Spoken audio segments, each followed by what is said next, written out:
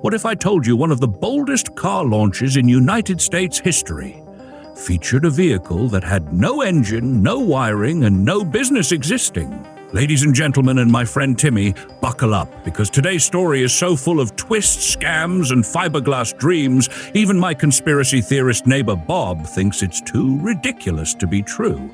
And this is a guy who believes the moon is just a hologram projected by lizard people with wireless internet. So, it's the mid-1970s. America's car industry was chugging gas like Timmy at an open bar, the oil crisis had everyone panicking, and someone thought, you know what this disaster needs? A three-wheeled plastic spaceship built in a hangar with no workers. And boom, enter Liz Carmichael, a woman with the confidence of a politician and the credentials of a YouTube life coach. She claimed to be a NASA widow, a mechanical engineer, and, allegedly, the savior of the American automobile. Honestly, if Liz had told me she invented soup, I might have believed it back then. Smash that subscribe button for more insane vehicles, hoaxes, and horsepower that never actually reached the road. Let's roll. So here's the deal. In 1974, Geraldine Elizabeth Carmichael steps out like a queen of the sexual revolution, promising the world a $2,000 wonder car called the Dale. A sleek yellow three-wheeler made of rocket structural resin, weighing under 1,000 pounds, powered by a two-cylinder BMW motorcycle engine, allegedly hitting 85 miles per hour, 137 kilometers per hour, and delivering 70 miles per gallon, 3.4 liters per 100 kilometers. Sounds amazing, right? Too amazing. But here's the twist.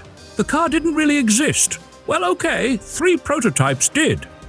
One was basically a painted shell, one might have had an engine somewhere, and one was reportedly held together with house door hinges and dreams.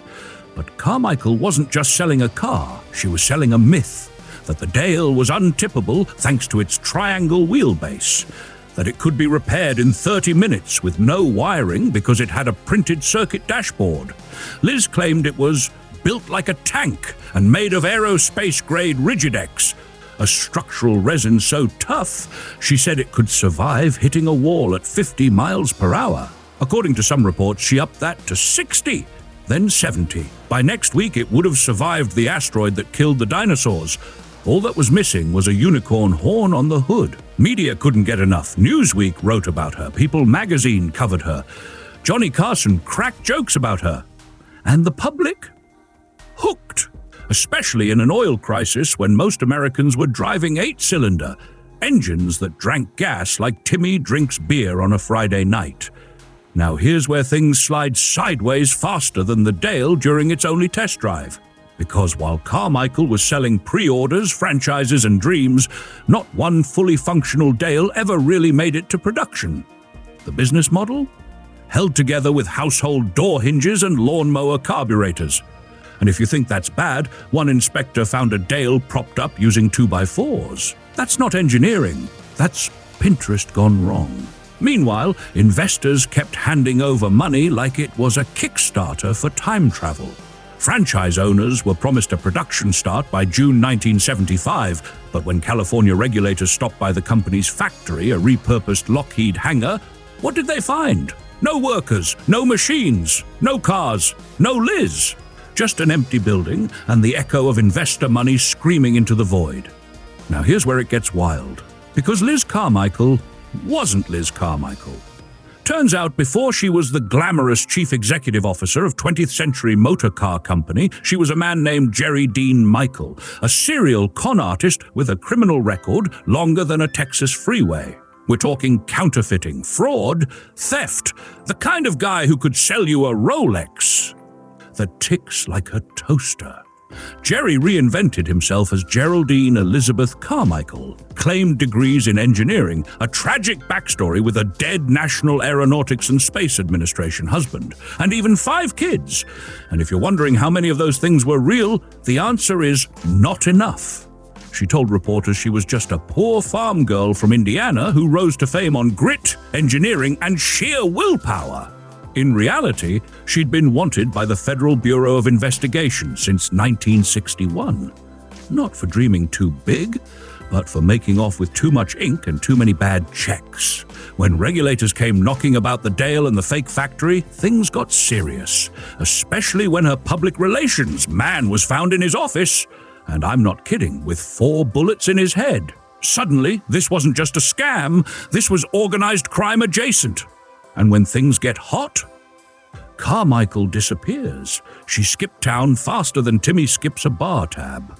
While the Federal Bureau of Investigation looked for a high-profile con artist, Liz was in Texas rebranding the Dale as the Revette and trying to pitch it to Americans like nothing happened. She even got the Price is Right to feature it. That's not a joke. Bob Barker stood next to a prototype held together with wishful thinking and duct tape, while Liz hid in plain sight. But you can't hide from daytime television.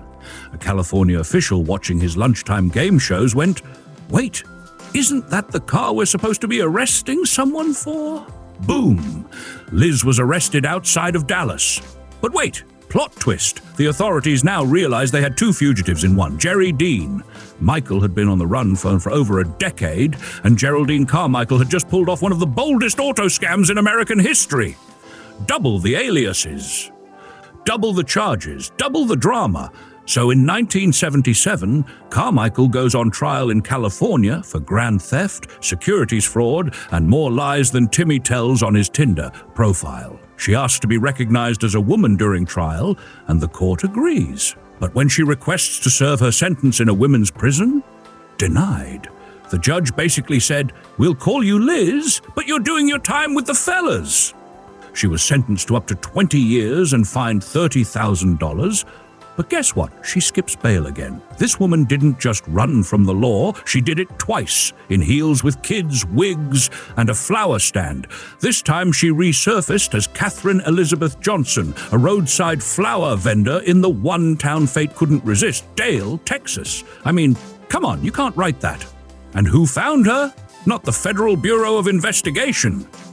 Not the Los Angeles Police Department. Not even Bob on one of his conspiracy forums. No, it was Unsolved Mysteries. Yup. A viewer recognized her after a 1989 episode and called it in. After nearly a decade on the run, she was finally brought back to prison. She served time quietly, was released, and lived the rest of her life in Texas, running a flower stand and fading into legend. She passed away in 2004. And thus ends one of the most surreal, twist-filled stories in American automotive history. To this day, 3 confirmed Dale prototypes exist, and maybe a mysterious 4th. One sits at the Peterson Museum in Los Angeles, another's in private hands. The 3rd was rescued off the roof of a muffler shop and now lives at the Speedway Motors Museum of American Speed in Nebraska, with wheels attached by actual wooden dowels. The car never worked. The business never launched, but the story, it runs like a Ferrari. But here's the thing, and I say this sincerely, while the Dale was a mechanical joke, it was also a weird, beautiful symbol of how desperate we were for innovation. It promised everything, delivered nothing, and still ended up in museums. That's more than we can say for half the electric scooters in your local river.